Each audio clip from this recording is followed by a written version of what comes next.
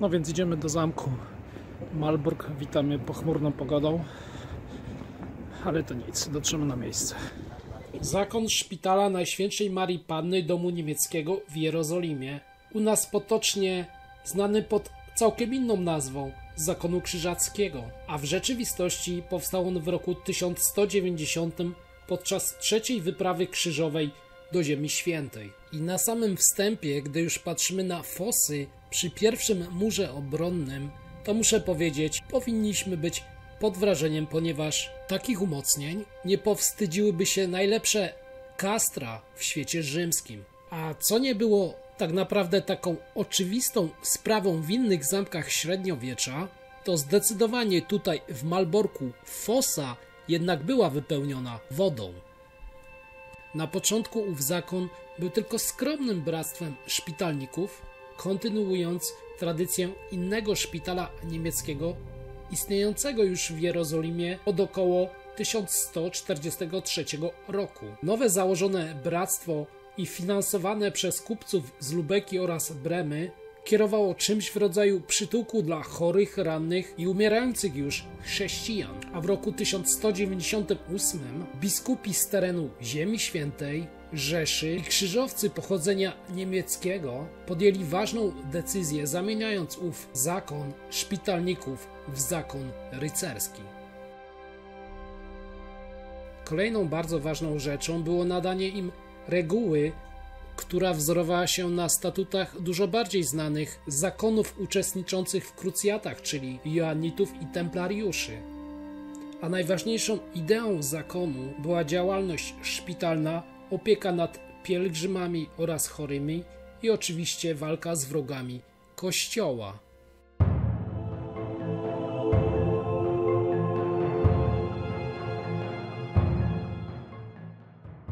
I już na początku widzimy, gdybyśmy chcieli się tutaj dawniej dostać do środka, najpierw na głowę wylałaby się nam gorąca smoła, moglibyśmy wejść, kraty mogłyby opaść i w tym przedsionku moglibyśmy zostać schwytani w pułapkę i posiekani.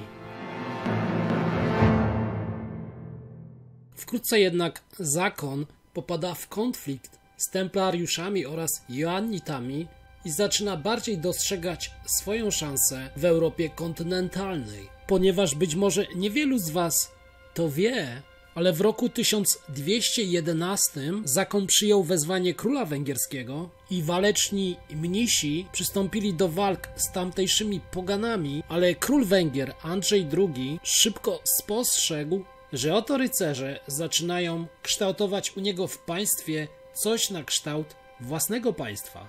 I po kilkunastu latach wygnał zakonników ze swojego terytorium.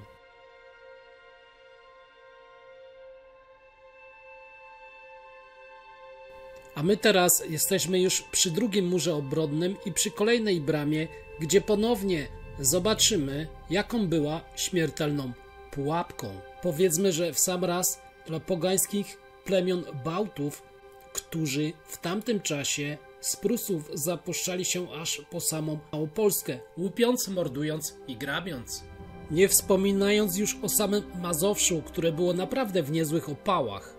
Ponieważ Polacy nie mogli im pomóc, zawiodła wspólna obrona granic organizowana przez różnych książąt piastowskich. Nie sprawdził się też utworzony zakon rycerzy chrystusowych, czyli braci Dobrzyńskich, a sam książę Konrad, który sprowadził tutaj krzyżowców, sam też koncentrował się na walce o tron polski, zamiast zająć się w gruncie rzeczy ochroną Mazowsza. Spójrzmy na kolejny pasaż wejściowy, a raczej to, co znajduje się pod naszymi stopami. Widzimy tam po bokach kanały, które odprowadzały świeżą wodę spływającą prawdopodobnie do fos zamkowych oraz wyraźnie dwa pasy przeznaczone dla ruchu handlowego.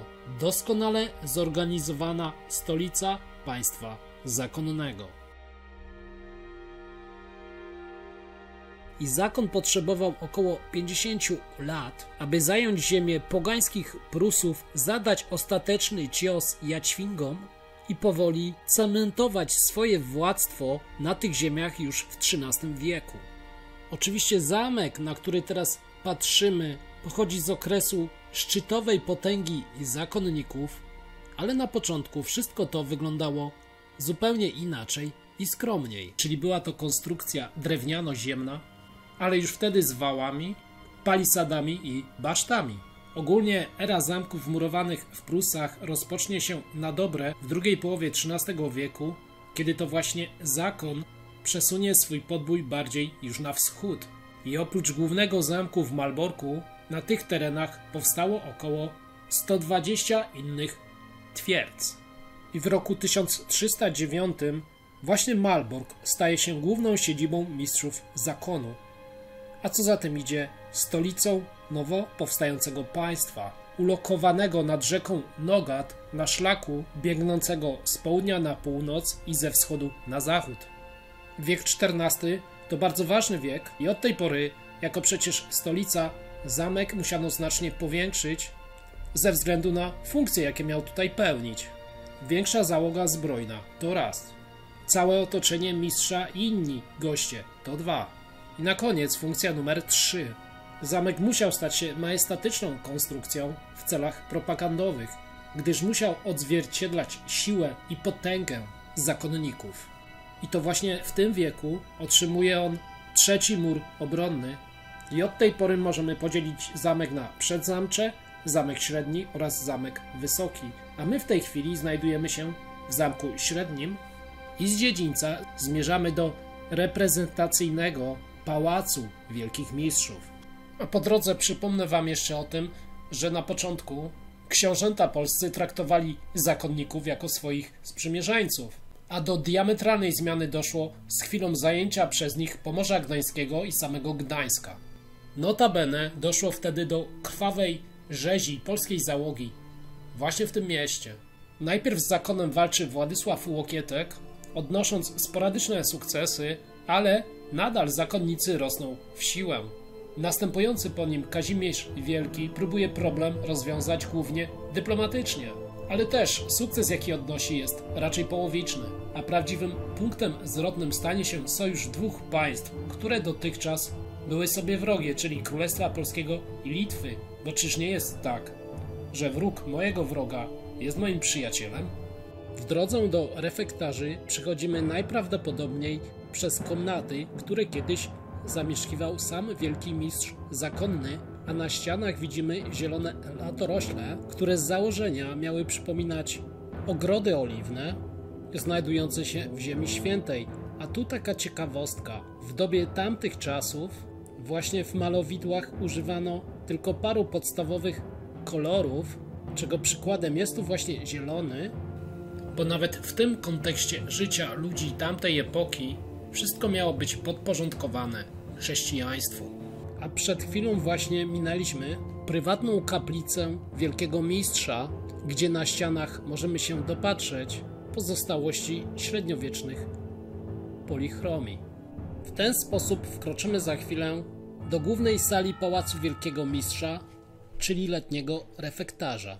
Jak już zapewne zauważyliście w samym korytarzu do niego prowadzącym, wystrój wnętrza pokazuje nam wybitne osiągnięcia architektury gotyckiej w Europie, którą tutaj przemycili zakonnicy. Oczywiście wnętrze dzisiaj wygląda zupełnie inaczej aniżeli kiedyś, ale nadal mamy do czynienia z konstrukcją z końca XIV wieku. I podobnie jak w katedrach gotyckich, dzięki filarowi na środku i zastosowaniu podpór zyskujemy tutaj sporą przestrzeń dla światła, które mogło wpadać kiedyś przez witraże, co było bardzo istotne w tamtych czasach, a co było niemożliwym jeszcze do osiągnięcia w budowlach romańskich. Pałac został wybudowany specjalnie w tym miejscu, aby światło zachodzącego słońca, wpadając do tego pomieszczenia przez wielokolorowe witraże, mogło wywoływać na zgromadzonych szczególnie imponujące wrażenie, a przecież dodać jeszcze muszę, iż wszystkie ściany pomiędzy witrażami były wypełnione kolorowymi freskami i malowidłami. Oczywiście wszystkie o tematyce religijnej.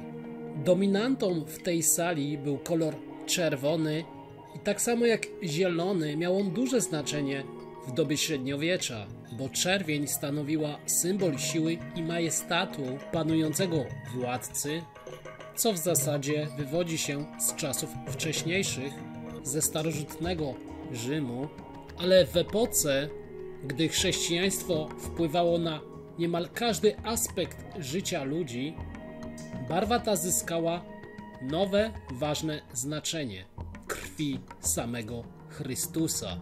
W tamtym czasie wpływy Kościoła były dosłownie miażdżące i to właśnie ta instytucja, tak samo zresztą jak zakonnicy, starali się przejmować imperialne wzorce, które mogły mówić całej reszcie społeczeństwa. To my mamy uprawnienia do kontroli nad danym terytorium, a ta moc została nam nadana przez samego Boga. A teraz już jesteśmy w sali obok, czyli w refektarzu zimowym, gdzie podobnie jak w sali większej, ale w innej porze roku, mistrzowie gościli honorowych gości zakonu, dyplomatów i inne ważne osobistości z elit europejskich, prowadząc debaty polityczne oraz gospodarcze. A co tutaj zasługuje z kolei na podkreślenie, to refektarz zimowy był ogrzewany, co było kolejnym dziedzictwem wyniesionym z antycznego świata, a mianowicie wspominam tutaj o Hipokauście.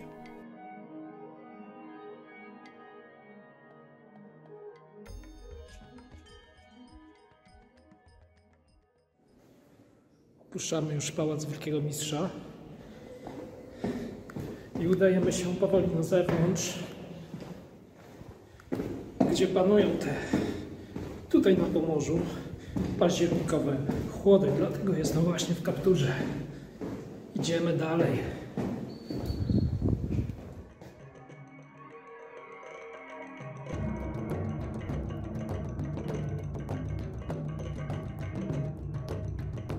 Również na dziedzińcu Zamku Średniego mamy do czynienia z pomnikami wielkich mistrzów i po kolei od lewej. Pierwszy z nich to Hermann von Salza, jeden z pierwszych mistrzów zakonu i twórca ich początkowej potęgi, kiedy jeszcze jego główną siedzibą była Wenecja.